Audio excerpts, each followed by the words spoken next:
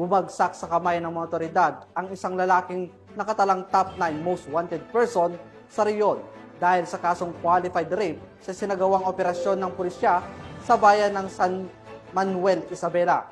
Magbabalita dyan si Patrolwoman Richelle Ladesma. Otoridad ang ikasyam sa listahan ng Regional Most Wanted Persons sa Cagayan Valley dahil sa kasong qualified rape ng isang minor de edad sa isinagawang operasyon sa Barangay Santa Cruz, San Manuel, Isabela noong ika-25 ng Agosto taong kasalukuyan. Kinilalang suspect na si alias Ethan, 39 na anyos, may asawa, isang magsasaka at residente ng nabanggit na bayan. Ikinasang matagumpay na operasyon sa pamamagitan ng pinagsanib na persa ng Quezon Police Station at iba pang hanay ng Isabela Police Provincial Office at Regional Mobile Force Company. Ang warrant of arrest laban sa suspect ay inilabas noong ika-30 ng Hulyo taong kasalukuyan ng Regional Trial Court Branch 2 at walang inirekomendang piyansa para sa akusado.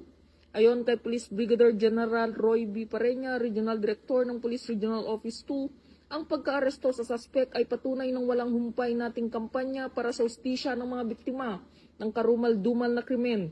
Samantala, hindi titigil ang Police Regional Office 2 hanggat ang lahat ng mga wanted persons, lalo na yaong mga akusado ng pang-aabuso sa kababaihan at kabataan, ay hindi naiharap sa batas dahil ito ay malinaw na patunay ng ating kapulisan ay may matatag na paninindigan sa pagbibigay proteksyon sa mga mahihina at pinaka-vulnerableng sektor ng ating lipunan.